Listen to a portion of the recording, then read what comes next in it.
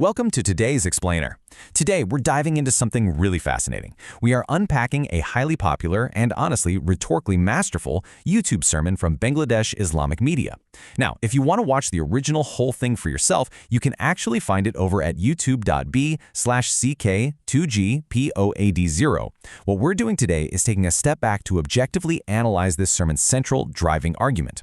Because you see, it really delivers a masterclass in how to use historical narrative to hammer home a modern political point. And the entire focus of this talk rests on one specific, absolutely crucial concept: the immense world-shifting power of clerical unity. We're going to break down exactly how the speaker builds this argument using case studies from all over the world. So right out of the gate, we get the core thesis. The speaker states, where scholars unite, victory comes.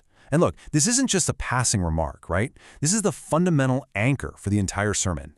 He's arguing that the political and military success of Islamic movements throughout history hinges entirely on just one factor, and that factor is the unity of their religious scholars, known as the ulama. According to his narrative, things like wealth, modern weapons, sheer numbers, they're all completely secondary. If the scholars are united, boom, victory is guaranteed. But if they're divided, defeat is absolutely inevitable. Let's look at how he tries to prove this. To make this case, the sermon takes us on a bit of a historical world tour. We are going to trace this argument across 4 distinct geographic case studies: Afghanistan, Iran, Pakistan, and finally bringing it all back home to Bangladesh. Let's jump right into our very first and actually the most elaborate historical case study: Afghanistan, victory and division. Now, focusing on the Soviet-Afghan War, the speaker does something really clever here. He doesn't shy away from the fact that these scholars used to be deeply, deeply divided. He actually emphasizes it. He paints a picture of a time when these scholars literally couldn't stand the sight of each other. Like they'd cover their faces with handkerchiefs just to avoid making eye contact. They were constantly issuing these complex religious rulings or fatwas, declaring each other kafir, meaning non-believers, for totally arbitrary things, like a 3-point, 5-point, or even a 17-point violation. But then he contrasts that with this sudden, desperate transformation. When the Soviet invasion hit, it forced them together. And suddenly you have these bitter rivals literally hugging each other in the jungles and mountains. And to really drive this point home, he uses this highly localized, almost slapstick kind of humor. He tells his audience that the infighting was so ridiculously petty back then that if a scholar died and a random cow happened to wander over and eat grass growing on that rival's grave, the rival factions would declare the cow a non-believer too. It's wild, right? But it's a brilliant rhetorical tool. By mocking the sheer absurdity of those past sectarian divisions, he lowers the audience's defenses, gets a laugh, and makes his ultimate call for unity seem incredibly rational by comparison. Next, he drops this incredibly vivid family reunion analogy. He describes the utter chaos of the Soviet invasion like a family scattering in a panic. The sons run one way, the daughters go another, the husband and wife separate to save themselves, only to realize, after all that running, they've accidentally ended up at the exact same safe house. He uses this to vividly illustrate how these fiercely divided sects, literally fleeing for their lives, accidentally united. They basically bumped into each other in the jungle, embraced, and realized, if they had just hugged like this earlier, the Russian ghost would never have been able to sit on their shoulders in the first place. So once they're finally united, the speaker frames the resulting conflict as this extreme David versus Goliath scenario. He describes the Afghan Mujahideen as being like a defenseless newborn child, equipped with these ancient, useless donkey guns that look like they've been soaked in Noah's flood.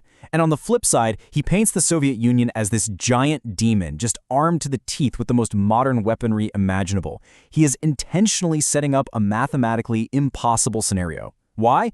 To prove his core point, that victory wasn't won by military might. No way.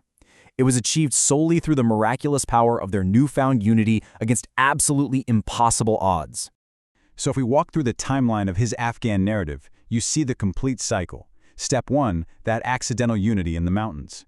Step 2, a grueling 9-year war that results in an impossible victory and the establishment of an Islamic state. But then Step 3, internal division returns. The moment the scholars began to suspect each other again, stopping their greetings, reviving those old petty differences, the spell was broken. Which leads directly to Step 4, downfall. Because their unity broke, he argues, their luck completely burned out. And that allowed a brand new superpower, he specifically names George W. Bush and the US, to swoop right in and take over. The equation he's presenting is crystal clear. Unity equals victory, division equals defeat. Okay, let's move on to case study number 2, Iran defying a superpower. Shifting geographies here, the speaker's focus pivots to the idea that unity has to supersede even fundamental theological differences.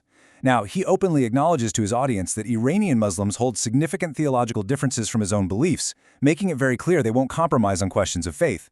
But he says, we have to put that aside for a second to observe a historical outcome. His point is that because the Iranian ulama, the Ayatollahs, were totally united, they successfully established their state and actually stood up to the United States, a massive global superpower. And this brings us to the emotional peak of this Iranian example. He brings up Ayatollah Khomeini. When the U.S. threatened to cut off food and supplies over the hostages held at the American embassy, Khomeini allegedly responded with this incredible defiance. He supposedly said, "You threaten a nation that fasts for a month? We do not care for the food of kafirs like you." The speaker uses this dramatic quote as a climax. It's meant to showcase the supreme, totally unshakable confidence that total clerical unity allegedly gives you, even when you're staring down a global superpower. Moving right along to Section 3, Pakistan, the political coalition. So we've seen military victory, we've seen geopolitical defiance. Now the speaker shifts his argument towards domestic political power.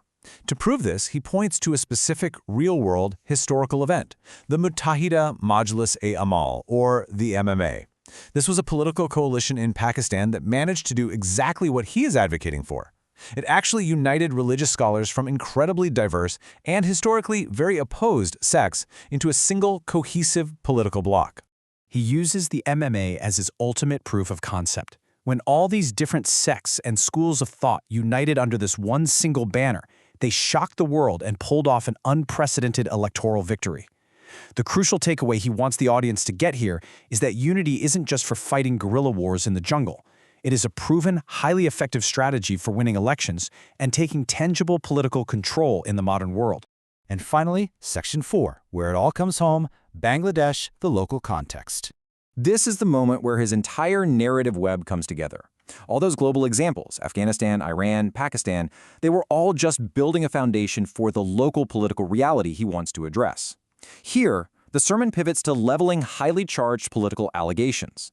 The speaker claims that the previous government in Bangladesh severely oppressed religious scholars.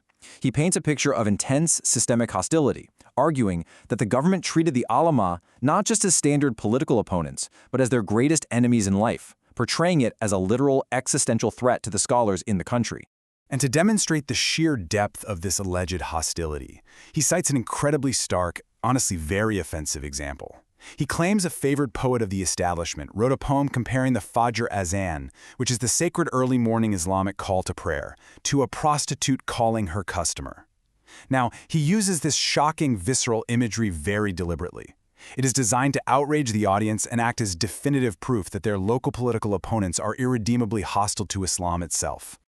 So let's take a step back and summarize the overarching rhetorical strategy we've mapped out today. The whole thing relies on a really simple binary core formula. Unity equals victory, and division equals defeat.